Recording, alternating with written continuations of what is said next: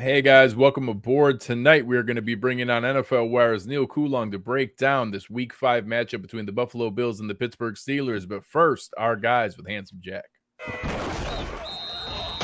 Broadcasting live to Bills Mafia worldwide with Greg Tompsett and Aaron Quinn.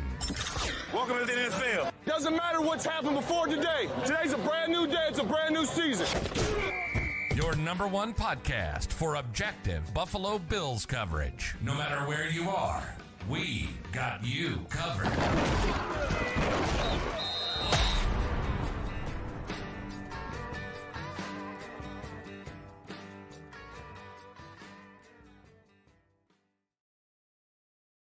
Good evening and welcome to the Cover One Buffalo podcast. You are joining your host, Greg Tompsett, along with my partner in crime, Aaron Quinn. Aaron, how we doing?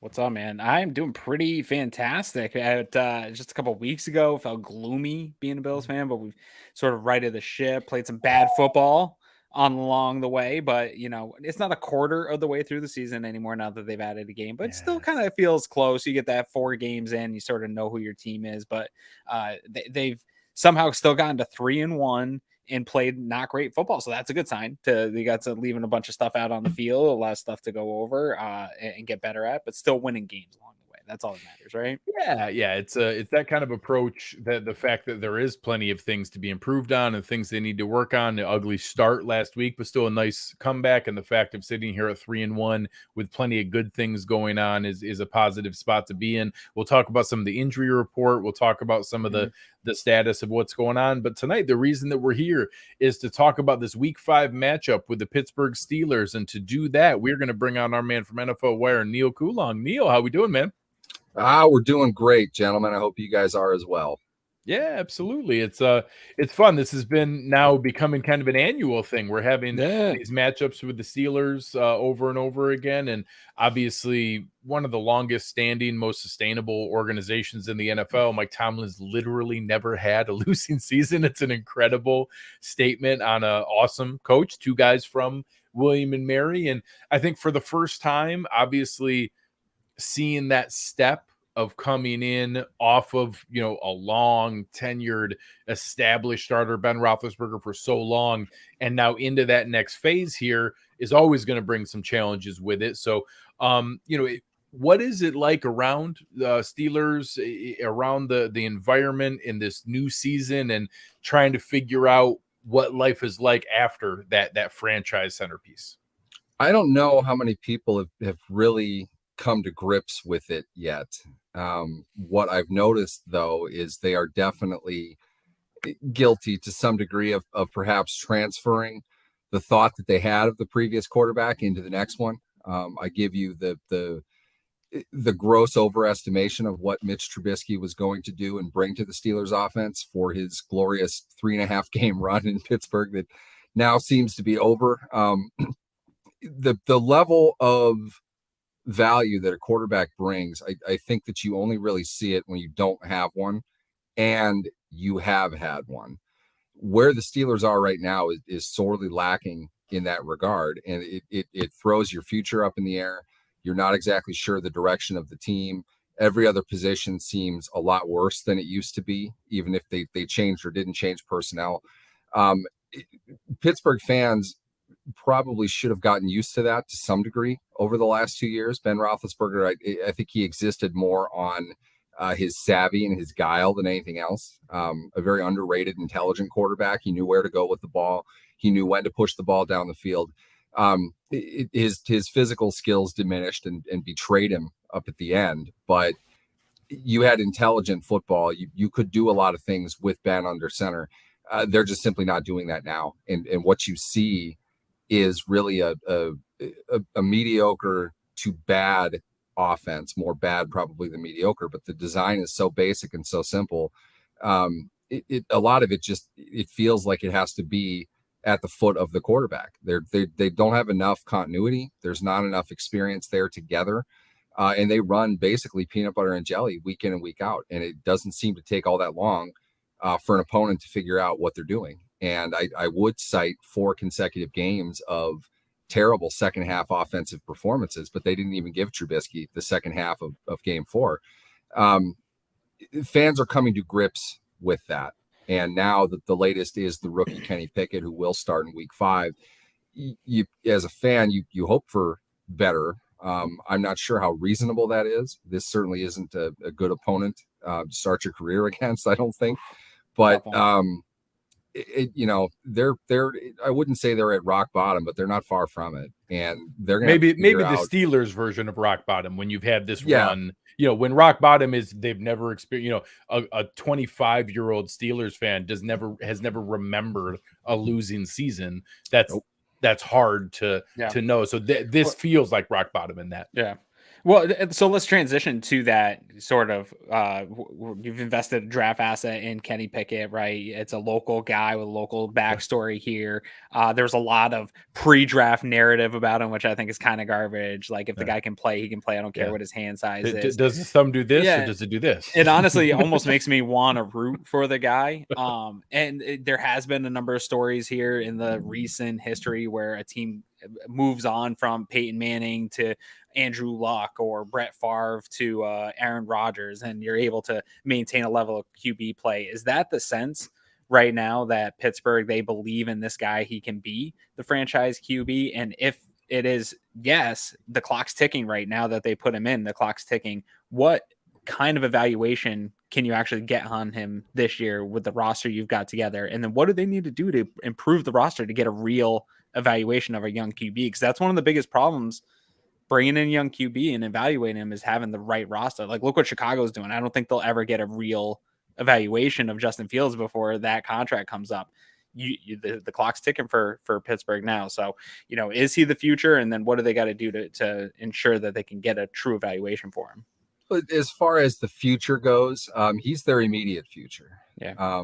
Clearly, they invested in that. Let's keep in mind, too, the Steelers cast as wide a net as you possibly could to find a quarterback this offseason.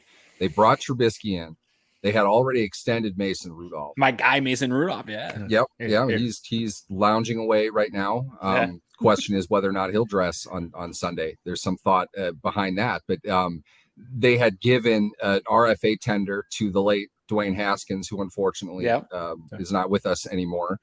And they drafted 2 quarterbacks. So they brought in they planned to bring in as much as they possibly could into training camp. And from there, just kind of figure out, I think anyway, both for the present as well as the future. They needed to find out what they had so they could begin their evaluation for next year, when it would be a question of, do you want to retain Trubisky at a significant cost increase?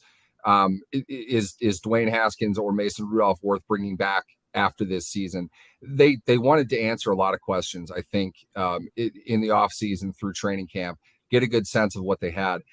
I don't think that question is answered today, and I don't think it could be. I think you drafted him, but you drafted him 20 overall. This isn't, somebody you traded up assets for, like a Justin Fields. This isn't obviously the physical talent of a Trevor Lawrence, who went 1 overall. You're stuck with that more. I would contend this. You're looking at a Steelers team that, to put it mildly, is not playing very good football. It has a brutal stretch of the next 4 games. They're looking at legitimately 1-7 heading into their bye week. Where you are right now, because this is the only time that you're able to get the most recent evaluation of college quarterbacks week to week in playing, not in your orchestrated all-star games, not in bowl games, how they handle themselves week to week. This is the time you have to scout. And if it's me, I'm putting my scouts at every major quarterback in the nation. I can't say where I sit right now today that I know definitively I've got my quarterback for the next 15 years. Now that's a lofty goal. We used to say here in Buffalo, like some people said, draft 1 almost every year until you hit. Like, I don't have a problem with that. Look around you. If you want to look back, and I'm sure Buffalo fans can relate to this, if you don't have a quarterback, your next 10 years are going to be transitional hell. Brutal. It's going to happen once every 2-3 years if you don't have a quarterback. And you look around the league, the teams that have a quarterback, they have stability. They're able to build something. And those are the teams that are going to the playoffs every year. Now, what's the one commonality of every Super Bowl champion? They all qualified for the playoffs. I know that seems stupid, but if you're looking at a league that has so much variable from game to game, the only true goal a team can have is to qualify for the playoffs consistently. Yeah. Those are the teams that win the Super Bowl. It's really hard to come out of nowhere and win a Super Bowl. You've got to kind of build up to that. So the key component of that is having a stable and excellent quarterback. So that's everything. You know, if I don't want to get especially into in how the AFC is continuing to shape up, is just sucking a vacuum of talent over everywhere. The AFC, right?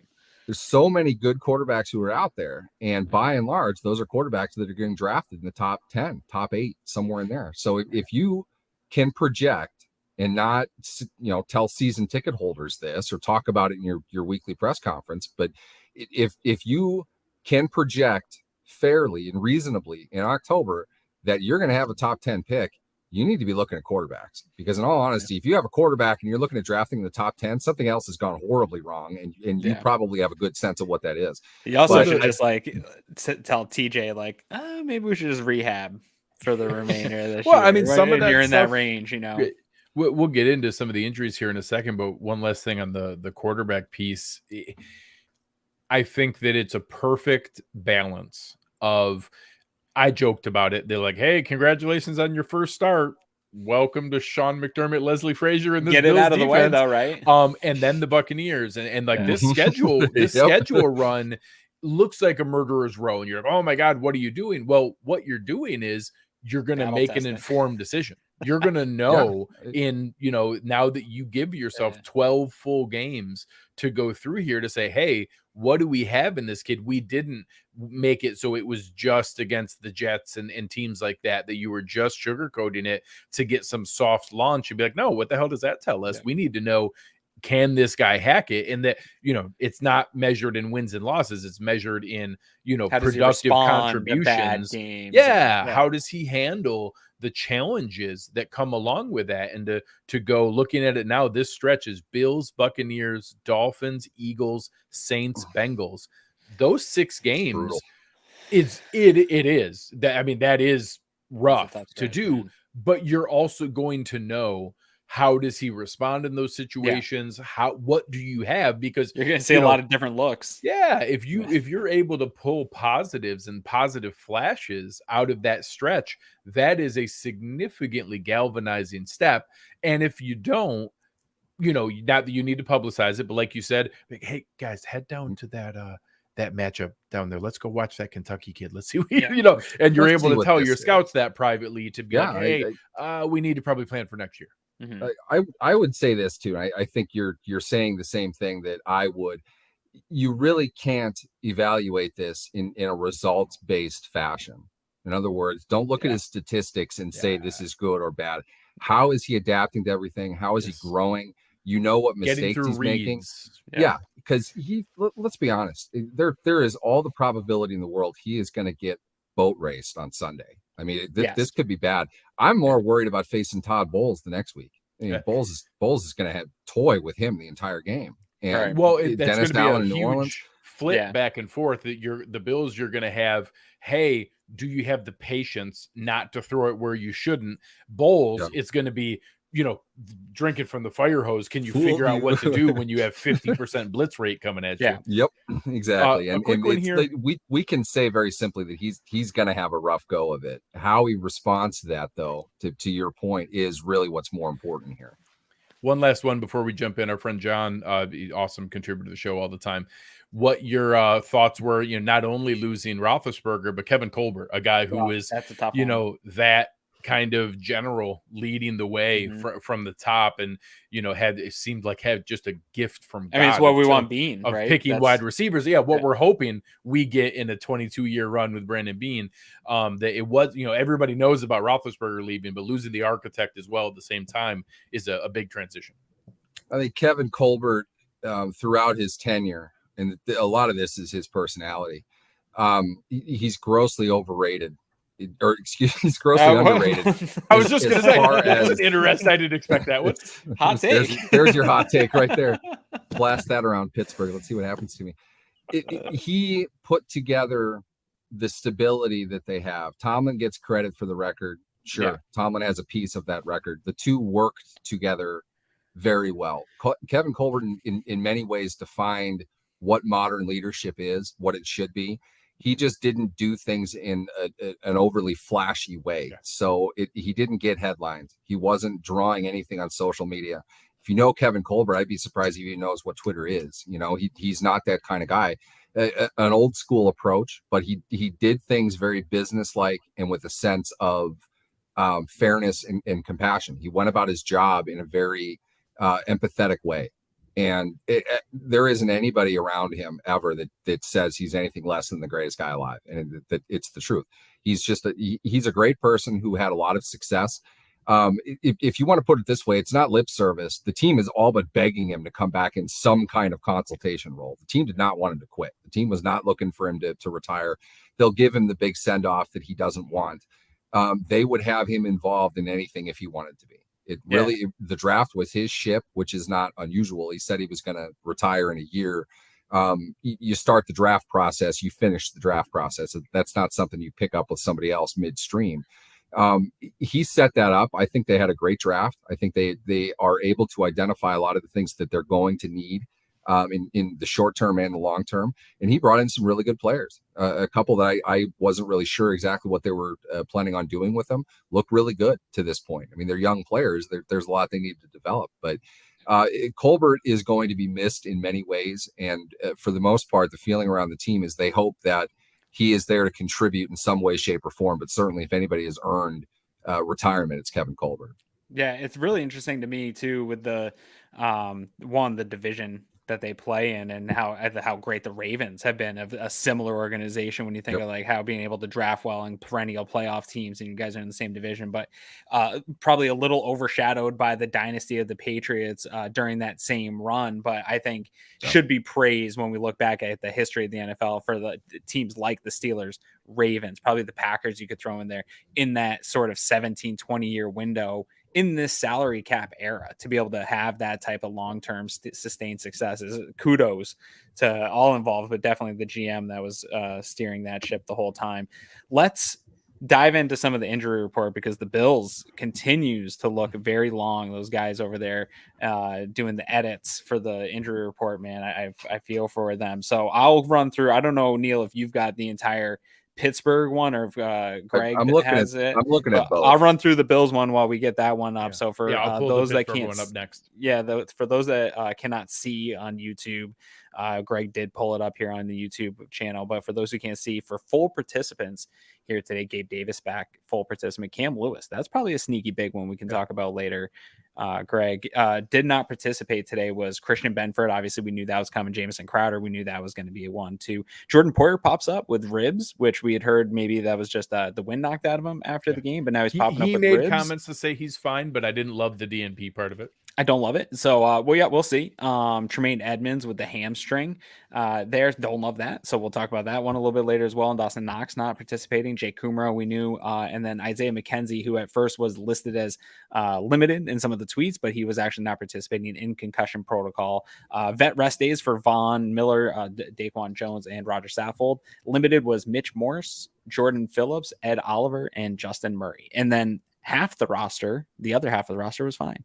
The crazy part, Neal, this is slightly better than what getting better. The last couple things are getting better. This is somehow a slight. We've gotten like 3 guys back. Yeah, it's absurd what this has been the last 3 weeks. Tough. Yeah, so I don't know where feeling for you guys. The Steelers one popped up. The Steelers one, it certainly isn't as long. It's shorter, but there's some prominent. There's some big things. Yeah. The notable thing is pretty much their entire secondary has something. Tough week. Right now, if the game was tonight, you're looking at a safety combination probably of Trey Norwood and Miles Killebrew. Over Minka Fitzpatrick. Sorry, I'll take your word for it that those are football people. Exactly. You paid Minka Fitzpatrick a lot of money. You want him out there. Terrell Edmonds. By the way, you want him we out are there. both enormous fans of Minka Fitzpatrick. It's hard not to be. It's hard not to be. He was He's playing right really well. He's Poyer and Hyde. I'd rather you guys have him than the Dolphins, so I'm good. I tried to make a case before the long-term. We can agree. Before the long-term deal. People want to hear this. Obviously, this stuff with Jordan Poyer not working out fantastic for us in terms of long-term deal getting done. And I said, okay, like I want that to happen, but if it doesn't, maybe maybe Fitzpatrick won't sign a throw an long-term deal and we get boatload of money and make a Fitzpatrick. Throw our entire future at him. Let's see what happens. I think every good safety in the NFL is probably still going to go through that same process for another year or two. That market was so strange for a couple years. Yeah. It's been reset now. I think we're starting to move forward in that direction. Jordan Poyer certainly is on that level. He's going to get paid. You guys should just let him. How about this? We'll come up with a gentleman's agreement here. We'll let Poyer sit for a week and rest, and you let Fitzpatrick sit for rest, and we'll just call it even. We might be extending that olive branch here. Yeah. Minka Fitzpatrick had concussion issues early last week, but a knee injury has kept him out of practice to this point this week. Terrell Edmonds has a concussion as well. He did not practice, along with Akella Witherspoon, who's nursing a hamstring injury. Former Bills cornerback Levi Wallace has a foot injury. He was limited in practice, as was Cam Sutton with a groin and hamstring injury. He was limited in practice. So that is the bulk of the money being spent on the Steelers' entire reasonably mediocre secondary. That's your playmakers. So, if you're going to hang in a game like this, that's where it's going to happen. That's not good. Well, and on top of that, the guys who play all the snaps that are there, and exactly. We normally would start the other direction, but since it's so defensive heavy, I'll start out with some of my questions here. This was a hard show to prepare for because so much of what the Bills offense against the Steelers defense is based on, okay, what are we going to do with TJ Watt? What are we going to do? Cam Hayward destroyed that game last year. Hey, how are they going to keep an eye on Minka Fitzpatrick?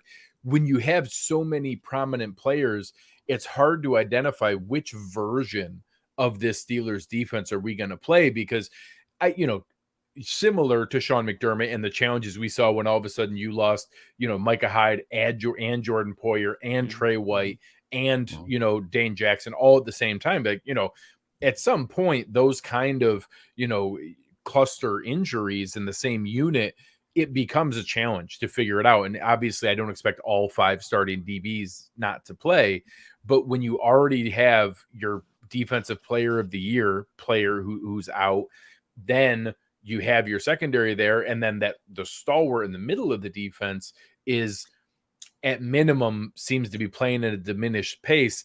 Before I get in any individual unit here, what version of this Steelers defense are we going to see? Right now, I don't know. I don't know if they know. They're going to tell you that they do, but that's certainly not been the case through 4 games this season. If anything, it goes to show that perhaps TJ Watt deserves some consideration for MVP, because the shows the domino effect of that kind of player. Honestly, the Bills can probably attest to this more than anything. I mean, TJ Watt kept the Steelers in the last 2 Bills games on his own. I mean, 2 of his best games he's ever played were against Buffalo. Take him out, and you're looking at a toothless attack. I mean, a lot of it is what we saw last year at a stretch of injuries that TJ Watt had earlier in the season. And a lot of them on the defensive line. Cam Hayward played his butt off through the first 2/3 of the year. I felt legitimately he was playing at a defensive player of the year level. And then it just stopped. They went to Minnesota on a short week game. They got run out of the building, and Hayward wasn't the same for the rest of the year. It kind of seemed like he was worn out. And I don't know if I've seen Cam Hayward play a Cam Hayward level game since week 1, and it hasn't been great. And take Watt out of the equation, limit Minka in some way, and then have Hayward struggling as a player. You've got a flat mediocre defense, and not one that you want to take on the road to face an offense as dominant as Buffalo's. So I don't know what version you're going to get, but if we add on top of that, their top 5 defensive backs are injured in some way, and probably at least one of them is going to miss the game. 14 points seems light. This is going to be interesting. Yeah, and it's, you go through some of the names here. There are guys that I like in complementary roles when you have those other pieces. I like Larry Ogunjobi. I like Chris Wormley. I like Alex Highsmith. Those are guys on the front that I think, in the same way we've seen the domino effect that I like Gregory Rousseau, I like Boogie Basham, I like AJ Epinesa. It works a lot better when Von Miller's on the other side, and it's a complementary piece. And that's what they're signed to do. Yeah, correct. Those are guys that you brought in to be complementary pieces to a full Cam Hayward and TJ Watt. The part I was curious about, and obviously I think it's not unrelated.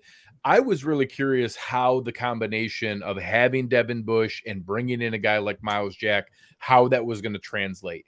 Do you think you've seen what they're capable of, or has not having the front that's expected in front of them limited maybe what you're going to see from two guys who their athleticism is going to shine when you keep them clean? I think that's a great question. The thing is, we're not able to answer it at this point because they have not had the stability on the defensive line that they wanted. Tyson Alualu was retained going into this season, coming off a significant injury. It wasn't so much the injury concern as it was the age with him.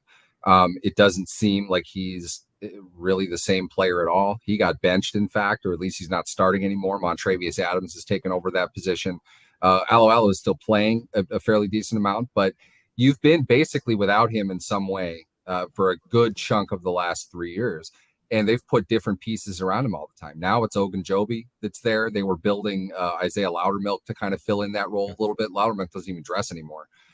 Bush has been the constant. And frankly, when you have a defense that's sliding game in and game out, it's really hard to notice that Devin Bush doesn't do a whole lot on the field. He didn't have his option picked up. I think that was probably the easiest move the team has ever made. And I'm not sure what he is bringing overall, but I'll say this: Miles Jack has been excellent for what they need him to do.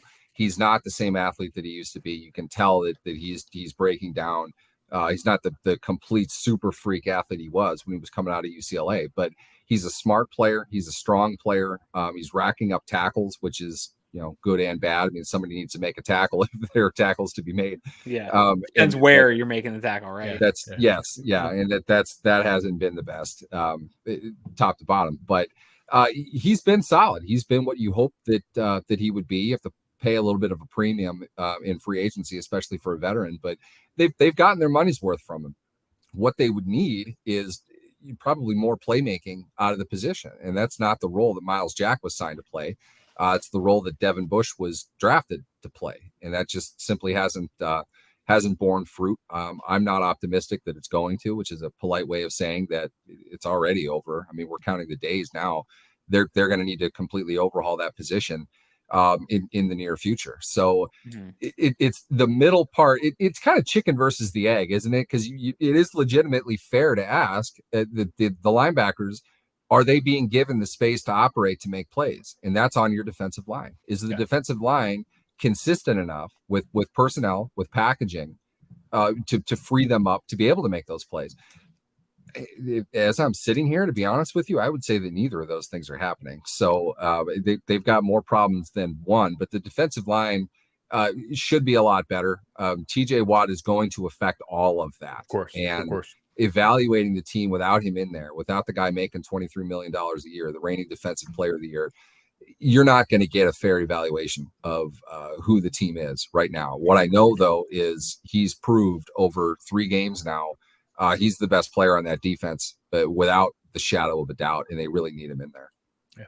So one last one here before we head out. I know there's going to be some interesting things. You had all those, a lot of days in practice of Levi Wallace going against Gabe Davis, going against Stephon Diggs.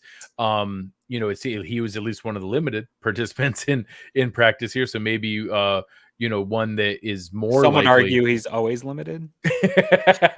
So maybe a little more likely. Definitely people in my mentions to be out there. I'm curious to see if that's going to be something that, is maybe a sneaky benefit to him or where it's going to come. I don't know that there's anybody who's all of a sudden going to, keep up with Stephon Diggs. But it's going to be tough to ask a guy who Diggs has seen him in practice over and over again when that happens. Wallace is the third of the 3 corners that play. He doesn't get on the field in huge volumes. It depends on what Buffalo wants to do. I mean, I'd spread Pittsburgh out if I were them. If Watt isn't on the field, I'd have no problem doing that at all. They can find a matchup that they want somewhere in there. I don't think, and I understand the audience that I'm speaking to, I don't think that's as much a Levi Wallace problem as it's Stephon bleeping Diggs, and I don't think the guy is defendable anymore. I was just talking about this morning on my own show. He broke the Bills' single season receptions record last year at 103, and he's on pace for 131 right now. And now he's going to play Pittsburgh. They can't rush the quarterback that had problems stopping Zach Wilson in the fourth quarter last week. If Buffalo wants to step on the Steelers' throat and really kind of take the last two games of non-high level offensive production out on them, they could put up 50 in this game without a problem. Diggs could catch 14 for 200 in this game if they wanted him to. The guy, I love Stephon Diggs. I think Stephon Diggs personifies everything of what a receiver is today. Just a phenomenal player. One of the games, it was the last couple of years, there was a stretch in the third quarter where the offense was stale and they just fed Stephon Diggs against the Steelers. And it was like 4 or 5 in a row and they just moved the ball down the field and nobody could do anything. And it was one of the most dominant, like if you were questioning if he was the alpha, like you knew at that moment. If that's even a question today, people just don't know what they're looking at. Stephon Diggs is as, I don't want to use the word perfect, but there's not anything he can't do. There's not a run that he can't. There's not a route he can't run. There's not a depth he's not going to go.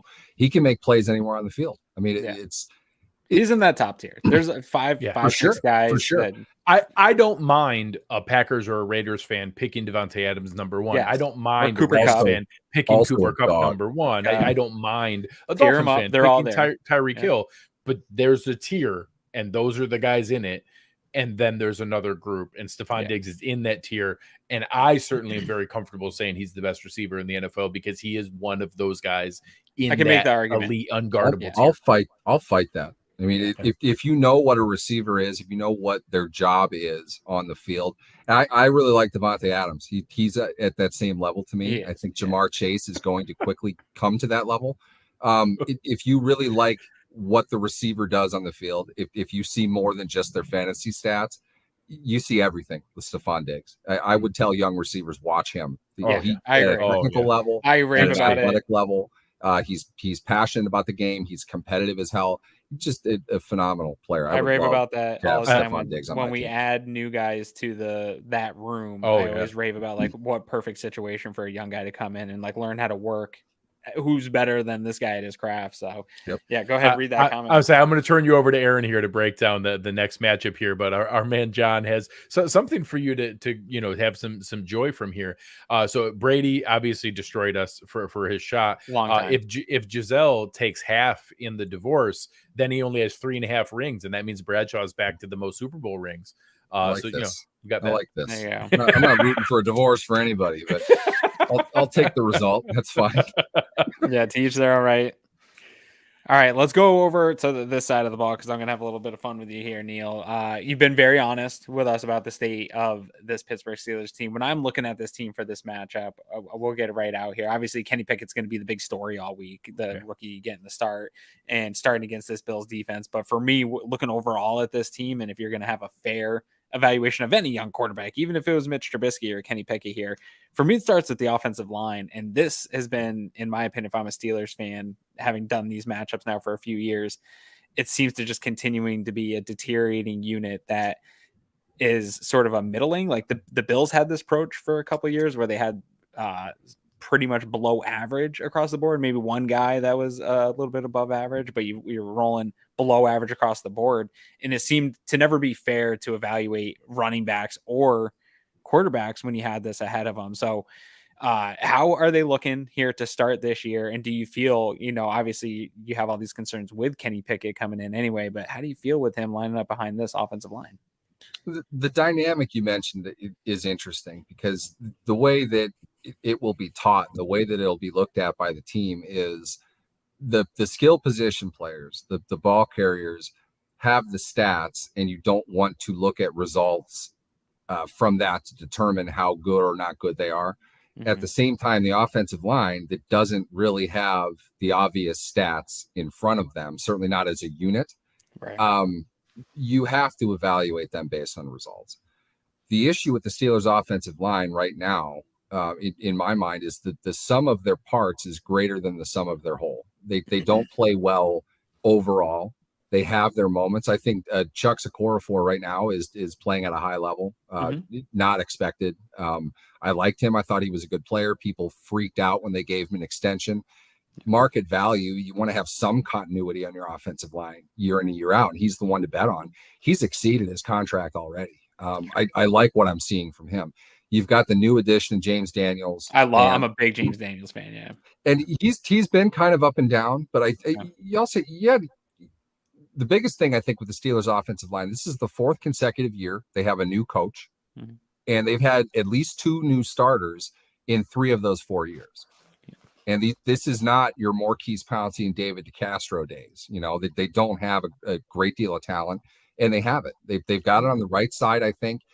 Dan Moore's the 2nd-year left tackle. I believe he was the one I was making fun of with you guys last year that they were starting him. Well, he's still starting, and I'm not sure if that's good or bad. He's really been up and down. Kevin Dotson has been up and down. I think Mason Cole has been fairly decent at center. So you're getting stuff from the veteran players that you're kind of expecting to. They're going to need to get more, though, out of the whole unit. And against the Jets, we saw it against the Jets. You guys know that defense. You've seen it. They're nasty up front. They do a lot of stuff. They're active. They're heavy-handed. They gave them fits, certainly in the first half. And I think that I saw some turnstile. Mitch benched. I mean, it was a couple of, they're going 5-man fronts. They're throwing all kinds of stuff at them. They're twisting, they're covering 2 gaps and somehow getting penetration through 4. There's a lot that they do. And I think more than anything, the success that we've seen from the Steelers offensive line, which to be honest is much better than what we saw in the preseason. In the preseason, it's like you didn't need an offensive coordinator. You needed a priest. They were horrible. It was going to be a flat out nightmare the way that they looked. And that was against Jacksonville, which is also a very active defensive line. We saw good things so far early this season, but at the end of the day, the bar wasn't set very high for them to be better than what we thought they were going to be. And it's not a great unit. It's not going to be a strength of the team anytime soon. But I want to say this, as far as the results-based thinking, you can evaluate Najee Harris on how he is getting to the ball, where he is looking with the ball, where his body is going, what he's doing with his feet. And honestly, let's talk about him, because that's where I was going next. Tell me. Okay. Najee Harris is really he's an average NFL running back. Okay. I gave him a pass his rookie year because let's trade. Let's make it. It's funny that you say that, because I was thinking that exact same thing. One guy I loved in college as a mid-round prospect was Zach Moss. Take it. Let's do this. Come on, let's get on the phone. You guys aren't real happy with him anymore. Somebody tag Brandon Bean, his burner account. Let's get this going. But the thing is, the reason I say this about Najee is the Steelers have an undrafted rookie who has been carry to carry more productive than Harris has behind the same line. They're not scheming stuff up for the undrafted rookie. Okay. They're putting him in to spell Harris here and there. He had a Lisfranc ankle injury, which I think is fair on tape. You can kind of see that. But Harris, not a great athlete. He's a big kid. He's not incredibly open field talented.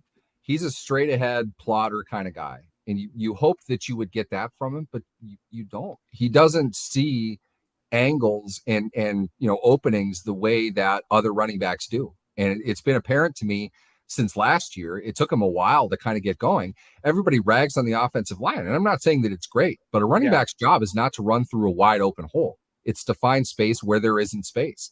And Harris doesn't see anything. His vision is not good. For a guy drafted 22 overall or 24 or whatever it was, if he's not the fastest guy in the field, if he's not the dynamic big play threat that Javonte Williams, the guy I wanted them to draft, if they were going to draft a running back in the first round, that he is before he tore his ACL, unfortunately, recently, he better be able to find and hit a hole. And he doesn't do that, to be honest. He really doesn't. And you see it in his numbers. The lack of plays, the lack of 10+ yard carries that he has. But if anything, he's exceeded my expectations as a receiver. He's a bit better of a receiver than I thought he was going to be. And that I think it's almost like they want him to do more of that. Maybe that was the idea behind drafting him. I didn't think they'd give him 80 targets a year. And that's probably what it's going to be. Well, now that Trubisky is out, Trubisky threw at him 12 times a game because he didn't throw at anybody else. But overall, his playmaking ability isn't there, but he can get open. He's got reliable hands. He's going to do something one-on-one in the open field, but top to bottom, he's not good enough of an athlete to expect big plays from him. And if he's not able to hit a hole and get 4 or 5 yards of carry purely, I don't know what the value of him really is. You shouldn't. I shouldn't be having this conversation about a former first-round pick and an undrafted rookie. Yeah, you don't even need to give us Najee Harris. Ron said you can just have Moss. You can just go Moss. When you guys leave to go back. You guys can just take him with. It's fine for sure. They might be shopping. I don't know. Well, let's talk about. I do like Najee Harris, so we'll have to save that debate for Twitter sometime. But let's talk about this wide receiver room here before we talk about Pickett and anything else on this offense, because this is a room I actually really like for the Steelers team. This is perennial. You know, Greg mentioned it with Colbert there. Like they were always just able to find. There's always been good wide receivers coming through this Steelers wide receiver over and over again. Deontay Johnson, he's still getting the most targets on this team with the 36 targets this year. He is a really good route runner. He's still got the issues with the reliability of his hands. I'm sure that Steelers fans don't love knowing that that's out there. I'm a huge fan of Pickens. I was a little nervous about the Bills going in on him with the injury, but it seems he's beyond that. And he is, I know everyone on social media nowadays is saying like, I'm a dog and everybody's a dog, but he is actually a dog. Like George Pickens is actually that guy. Like he is super physical.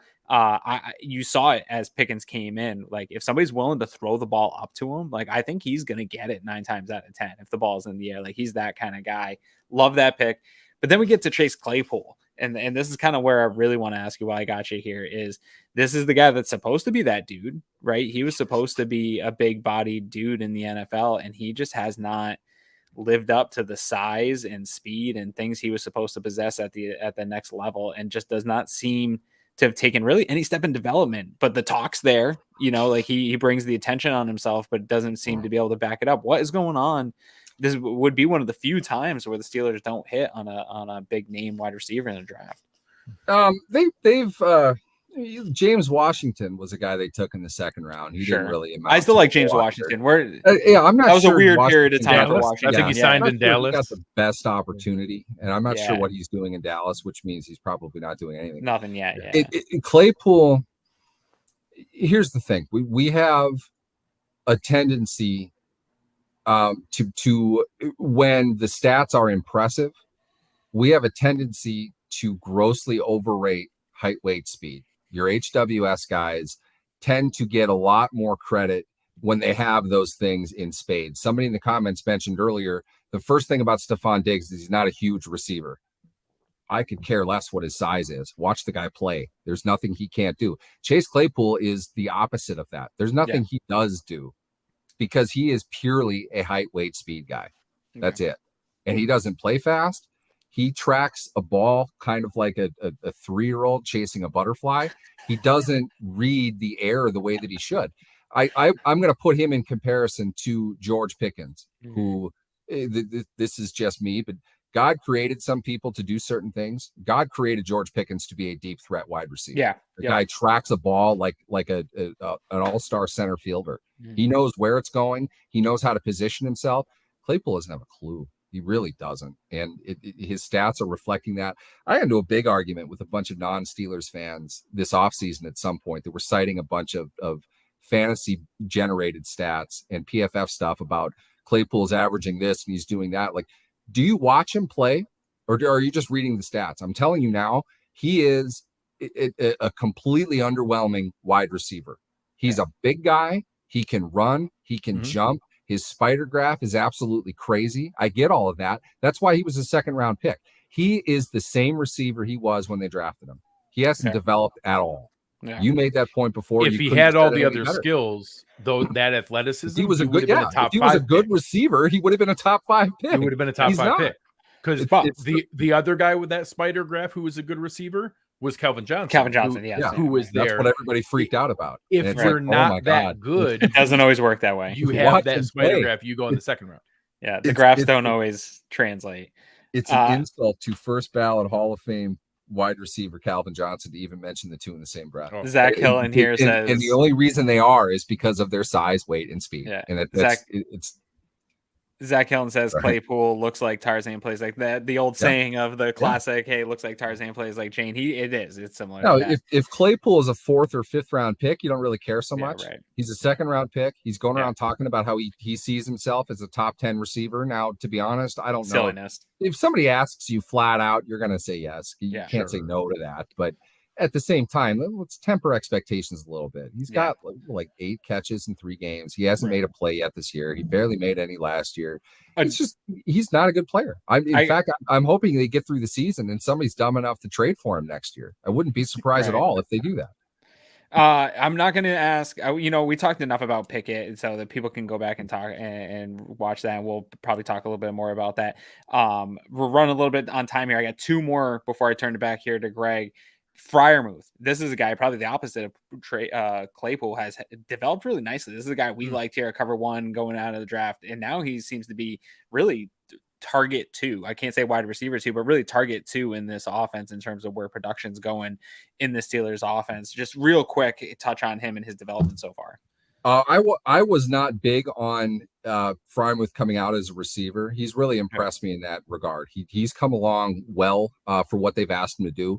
He's got some gains still to make as a blocker. I think that's normal for younger tight ends, but he's a solid receiver. He's a decent target down the field.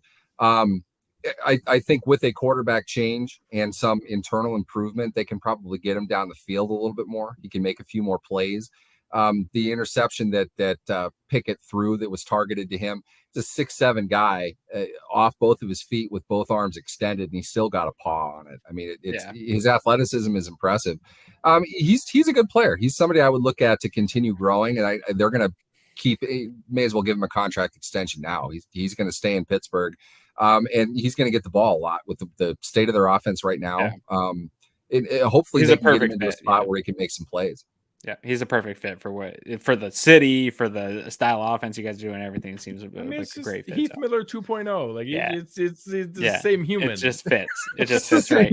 One last one here. I was going to ask you something about which I think Greg and I might talk about later about the rest of the NFL maybe picking through the Steelers roster here this year as the fire sale starts to happen at some point. But instead, I want to ask you, Ron Beck here, a good friend of our show, Slack member, longtime Slack member here, ask him about Matt Canada. And specifically, I want to ask you because I think the hype that we see for guys like this, Matt Canada being one of those guys on Twitter and like the offensive genius that these people are, I think it's way overstated.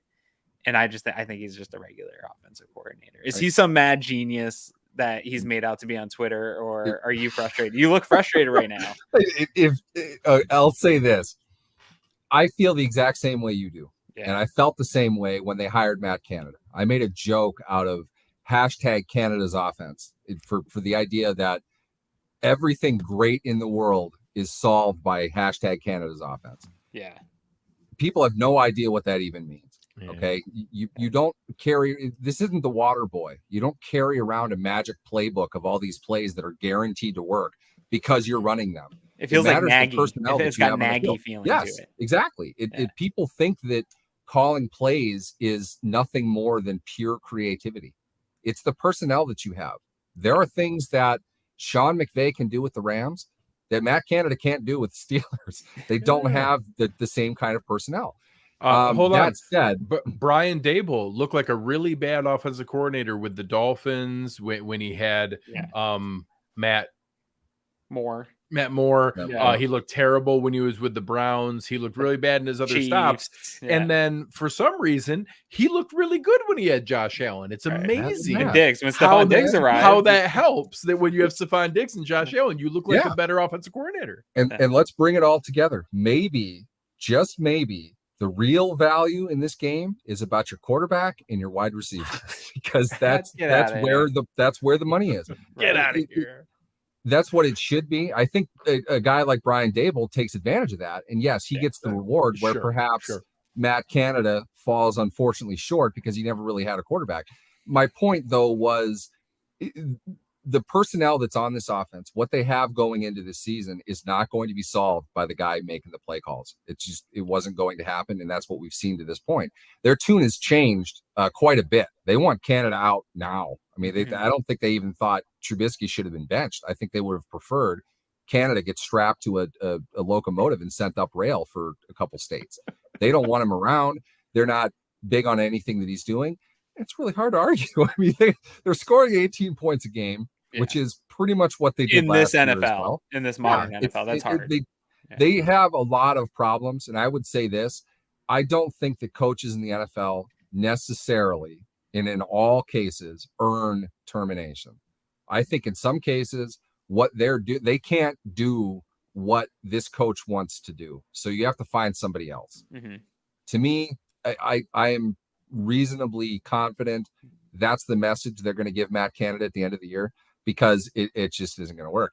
It's not, Todd Haley ran Antonio Brown in motion every snap for 5 years. And people are acting like Matt Canada created pre-snap motion. Okay. That alone doesn't do anything, because Deontay Johnson, solid player. He ain't Antonio Brown. Okay. Right. When you have those dudes, they're going to produce. They're going to make plays. You draw up plays around the talent that you have. If you don't have talent, you can't. I mean, I don't want to be grotesque or anything, but you can't make chicken salad out of chicken shit. And that's really what the Steelers have offensively overall. I like Deontay Johnson. George Pickens is going to be a star in this league for sure. Pat Freiermuth is a decent player, but their line doesn't play well. They've had bad quarterback play for 3 years. They have average at best running backs. There's not a whole lot you can do with that. So I don't blame Matt Canada, but they are going to need to find somebody else sooner rather than later, because what they have isn't working. I mean, there's no other way around that. So now that we've gone through all the shining, happiness around the Steelers, what do you expect for this game? I know you've already, been pretty straightforward with what's there. We talked pre-show. I think Vegas has this. The over-under is 46, and they have the Bills as a 14-point favorite. So Vegas is calling 30-16. What do you have? What do you expect to see? Maybe before the score prediction, what do you hope to see from a game? What will be positive takeaways for you from this game, and what do you expect in a score? Obviously the Steelers are going to win this 41-16. I think everybody knows that. This is the first time since like the 1960s the Steelers have been 14-point underdogs. This is the largest point spread they've ever been underdogs in 50 years. Multiple people said that in recorded history, like there may have been early, like when Vegas wasn't even a thing. When it was like literally bookies with just the little notepads in the city, and there wasn't even a Vegas yet. Like in any recorded history, this is the biggest underdog they've ever been. And the conversation that we've had among Steeler Nation is thinking back was what was closer to that. Super Bowl 30 they were 11.5-point underdogs. Which seemed, as I recall, it seemed like that probably would be the case then. Any situation in which Steelers were 14-point favorites was against those terrible Bengals and Browns teams at the end of the season, when their coach was obviously fired already, but they keep making him show up. None of the players were trying. It's like, wow, how much this has changed. I mean, you look at it, it's like, it seems legitimate. It seems fair. I'm not somebody that tends to want to bet on NFL point spreads that are that big, because it just doesn't ever work that way. It really depends on how the favorite wants to play the game. Yeah. Do the Bills want to go out and just clean the Steelers' clock? Does Sean McDermott know that Mike Tomlin slept with his girlfriend in college and is just pissed and wants to take it out on him this year? Those kinds of factors are really what drive a high level of confidence that they would win by 14 plus points, because, for all we know, Buffalo could race out to a 30-point lead and then just coast the rest of the way. Why do they want to put a bunch of plays down on tape for everyone else to watch? They only need to win the game 30-29. It doesn't matter anything other than that. And the NFL is built for offense. The Steelers are going to come back to some degree. They're going to just throw everything out, go for every fourth down. You're going to get points on the board eventually. So 14 points seems about right. I feel because of that, and this is not entirely confident that Kenny Pickett doesn't bleep the bed and turn the ball over 5 times in 6 possessions. That would get the score up to like 50.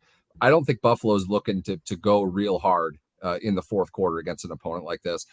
I think something like 30-13, 30-16, somewhere in there. Buffalo could make this a lot worse if they wanted to. And if Pittsburgh turns the ball over a lot, then it will be.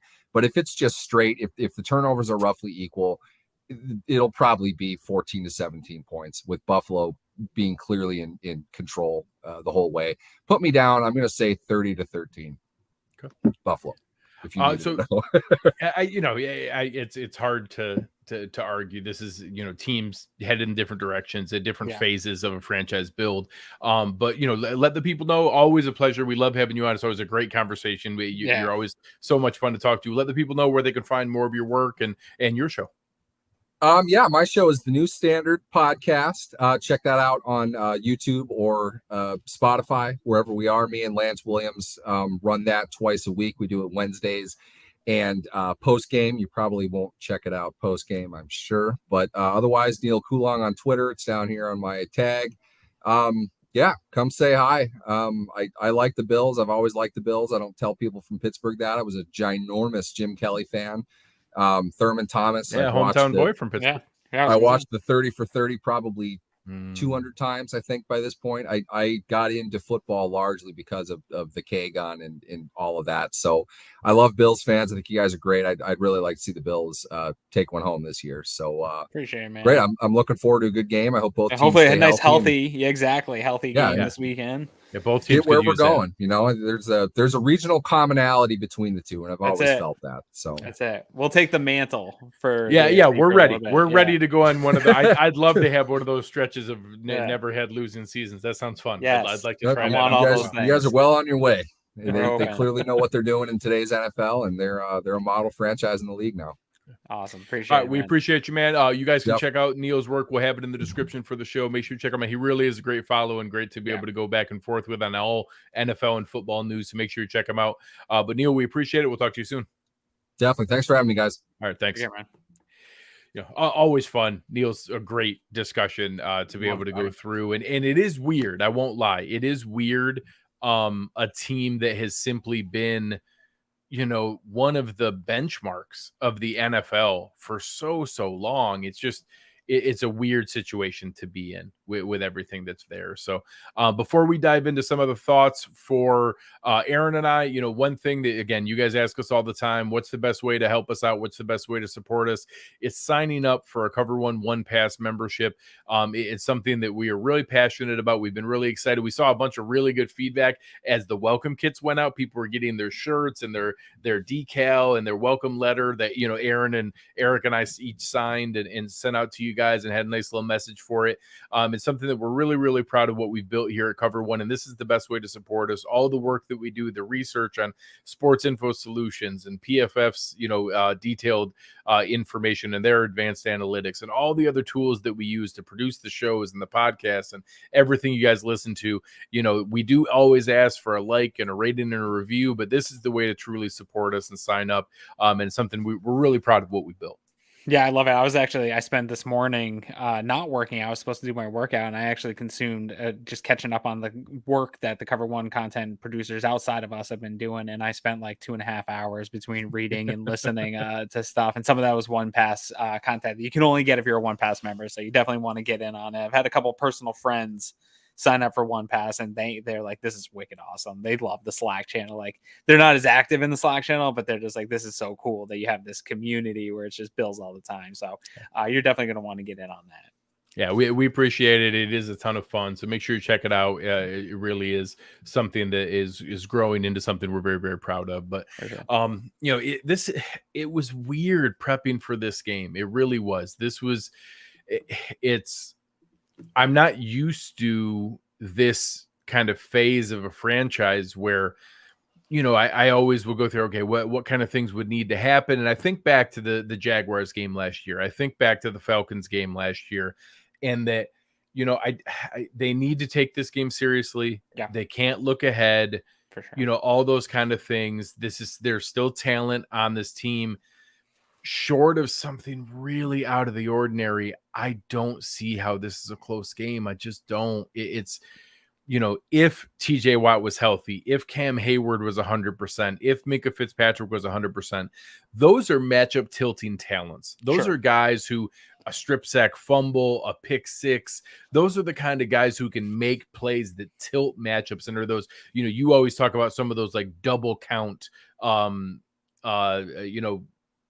like toxic plays, differentials where it almost counts twice as much because it's such a, it's a turnover and it flips the field or goes the other way for a long play. Right. And, those are the kind of guys that can do that. And when you already have a rough offensive line and a rookie quarterback and all the pieces that are there, and now you take the teeth out of what historically has been a fantastic defense, and now they're kind of a below average defense without those guys. It's just, they need to go to work. They need to keep the blinders on. The team can't read the headlines. They can't look ahead, but it's kind of hard for me not to look ahead a game. This team doesn't. This Steelers, they do not believe that they can come to Buffalo and beat the Buffalo Bills in that building. They might be talking about it, and I'm sure Mike Thomas is a great coach. He's going to have those guys ready. Genuinely great coach. He's going to have those guys ready. He believes it. His staff believes it. There's guys in that locker room that do not believe that they are going to have a chance in this game. I look at this roster, even when the injuries that you said, if those guys play, like, yes, those, I agree with you. They're game wrecking players that can tilt the game, and Bills have played sloppy. They've allowed teams that probably shouldn't hang in some of the games, even though they've had blowout games.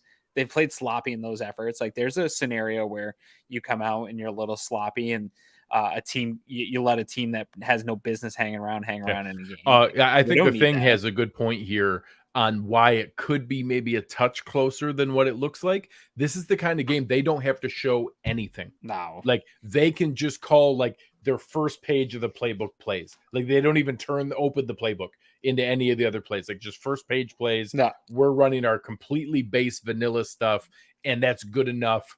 And we're just going to go from there.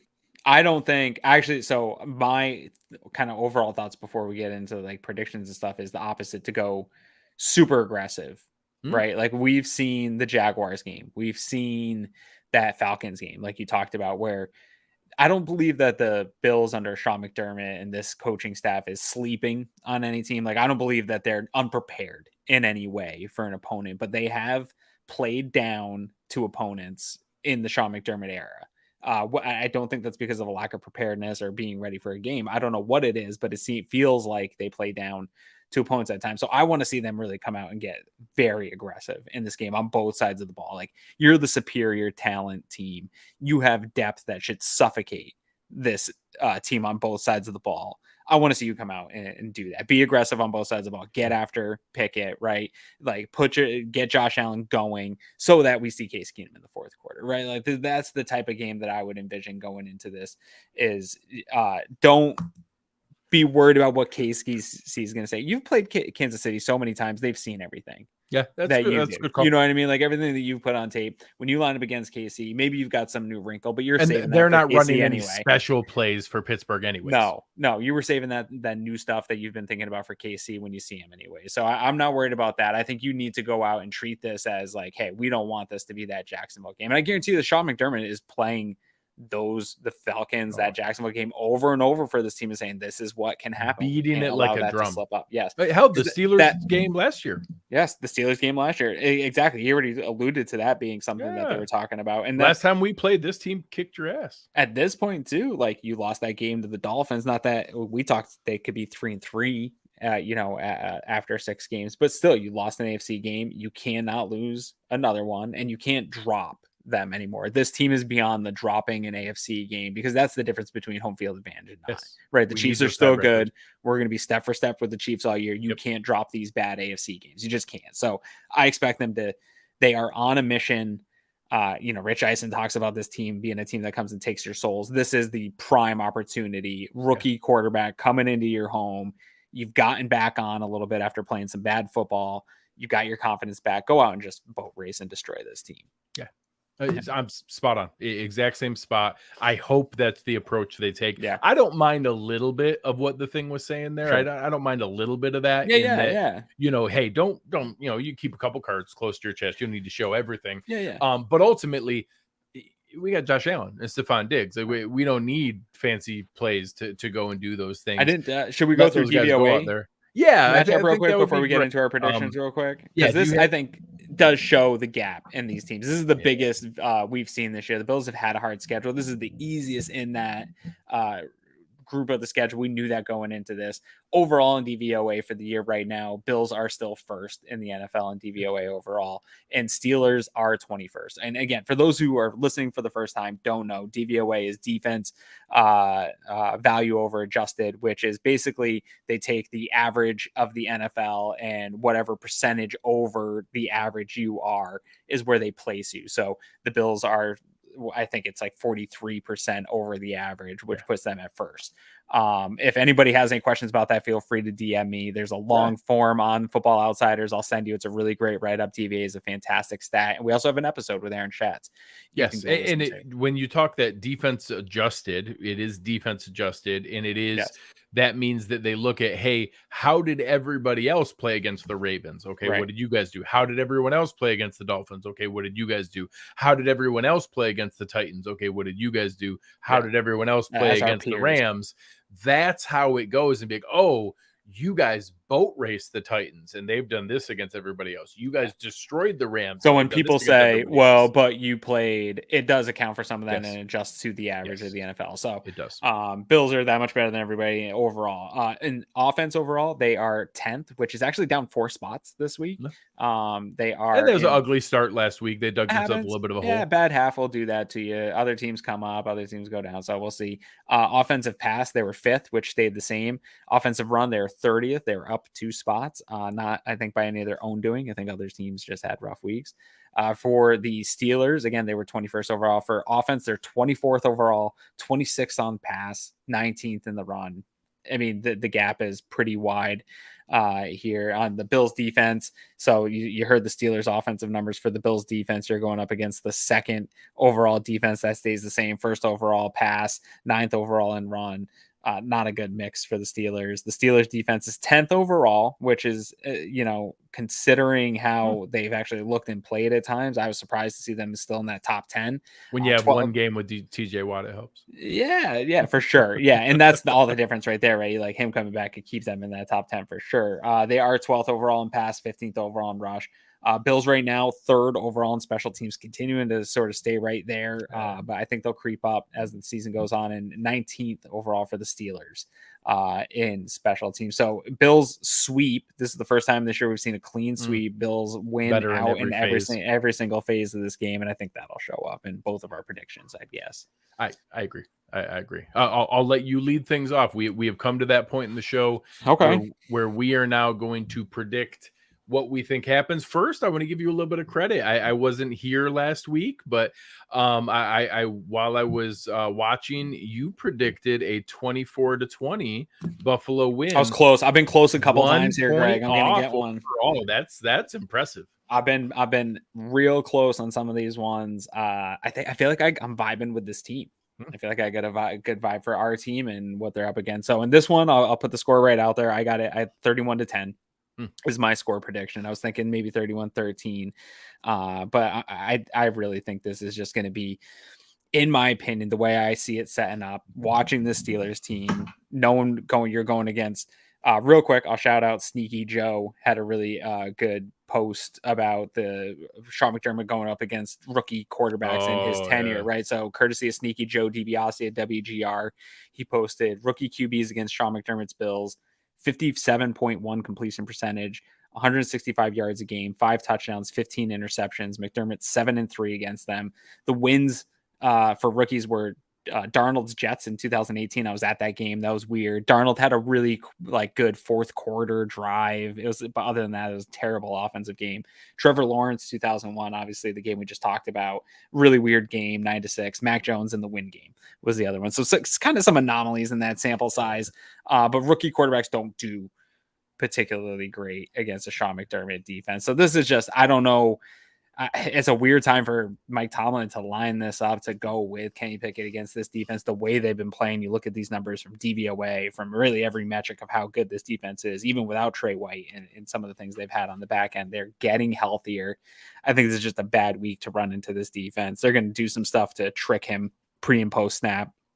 I wouldn't even doubt if you see more blitzes from the defense this week. Like, you'll just see, I think that there's just to throw them off a little bit. Get out of tendencies and just, I think you can show him things and get into his head early. And I think if you send some pressure early, that you can just have ghosts in his head all day, and then you can do whatever you want on the back end. And it could get real ugly for him fast. This team's good at getting their hands up, getting on balls. They've still got enough playmakers to make those plays. So I just see this one really, if both sides of the ball are aggressive, Josh can really have his way, especially if these guys are dinged up on the back end. Like, I don't think they've got a guy healthy that can hang with Diggs, but if you're going to go in a little bit banged up with a hamstring and try to hang with Diggs, like, it could be a really long day for you. I could see also a big day for Dawson Knox. I think Dawson Knox maybe finally has a breakout game in this one for himself. But I think this is just a fun afternoon. Unfortunately, I won't be able to watch.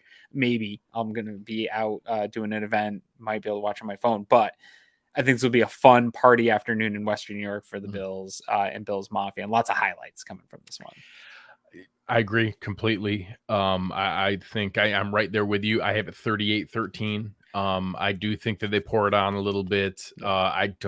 We can see Keenum. I do. I think that we see some Case Keenum time late. I think we see some James Cook time late.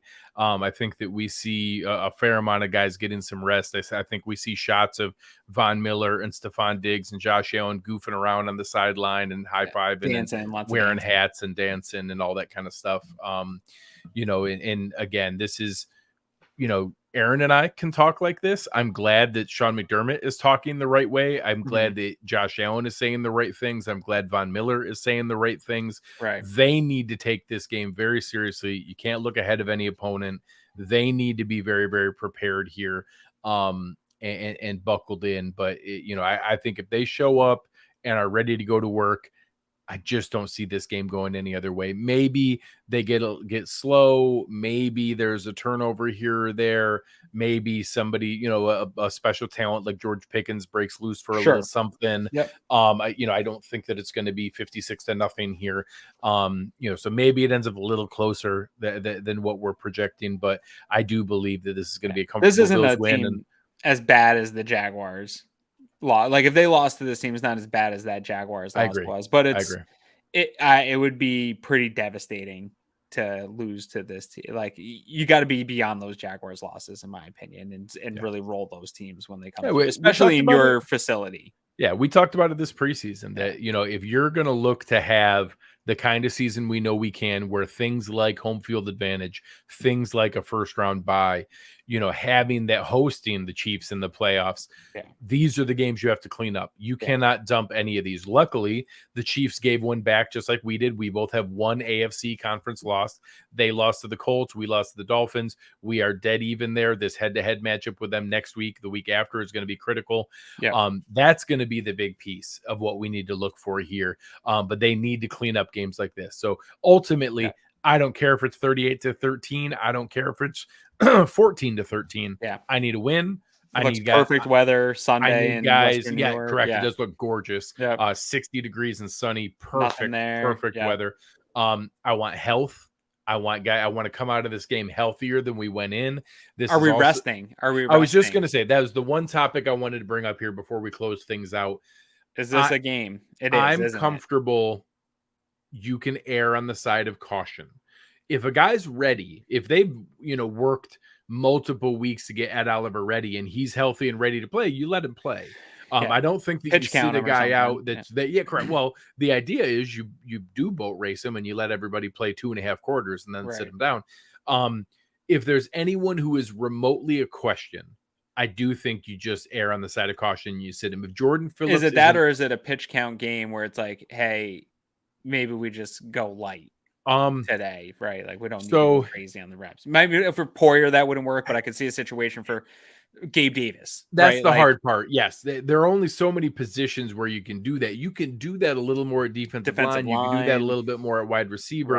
Right. There's some positions where it doesn't really lend it, other than just benching them. Like other than being like, all right, hey, Jordan, it's time to The go Bills sit have down rotated now. some corners. I don't think they would necessarily do it at Yeah. safety, but We haven't seen it at linebacker. We haven't seen it at safety. We haven't seen it at offensive line. but like Edmonds, a hamstring would be one that it's Yeah, like, okay, yeah. let's If we're wait not a week 100% there. sure, Yeah. we'll let him sit. Jordan Phillips, if he's most of the way back, and this was the Chiefs game. I know I saw some clips from him in practice today where his get off, he was down in the full 3-point stance, and his explosion out of his stance looked legit. And that's the part you need with a hamstring is coming back. If he's not all the way ready, well, then give him one more week. Let's wait for that Chiefs game. Anyone goals. like that, I'm comfortable waiting. We have the depth to make this work. And again, Josh Allen and Stephon Diggs are going to play. They're going to be okay. We're going to get plenty here. But appreciate it. Everybody in the chat, everything else going on. Aaron, I'm going to miss you on Sunday. I don't might pop know. in if my event ends at 4. If I have a chance to actually watch this game, I'm not really sure what's going on at the event. So for those that know, I'm heading to Maine here this weekend. A friend of mine a few years ago passed away, and we're doing a event in his memory. It's a 5K to raise some money for hunger prevention. So we're all heading there. It's supposed to be a nice weekend, but I'm hoping I am like doing parking or something like that. So I'll have the on my phone being able to watch a little bit. And so if I can hop in, I might make an appearance, especially after a win. Maybe I'll bring a victory jumbo since I missed 10, and just drink a jumbos with you and hop back out. But I am going to miss the post-game show here this week. And so hopefully you can hold down the fort with a nice victory jumbos without me. I promise I will be ready to do it. I won't lie. We've done off-season shows without you. I don't know if I've ever done a post-game show without you. I'm pretty consistent on the post-game show. I'm sure. No, there has definitely been post-game shows you've done without me, because the in-season Chiefs one, I was traveling to Michigan. Okay.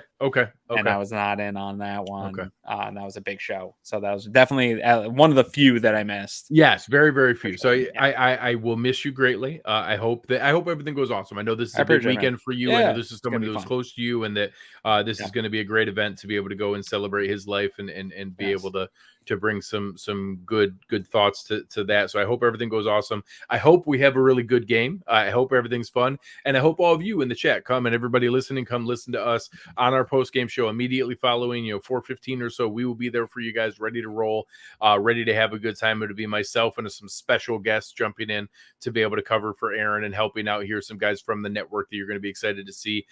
So everything else going on there. The chat was awesome tonight. Neal was great tonight. It's been fantastic. Make sure you're checking out everything going on there. Help us out. If you're still listening right now, smash that like button. It really does help us. The way their algorithm works, that's what tells other people that it's a good show that you can like. So on your way out, hit the like button. It really, really does help us. I mean it. It really sincerely does.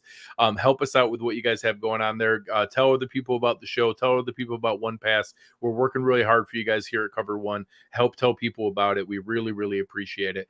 But on behalf of Aaron Quinn, I am Greg Tompsett. You've been listening to Cover One Buffalo, and we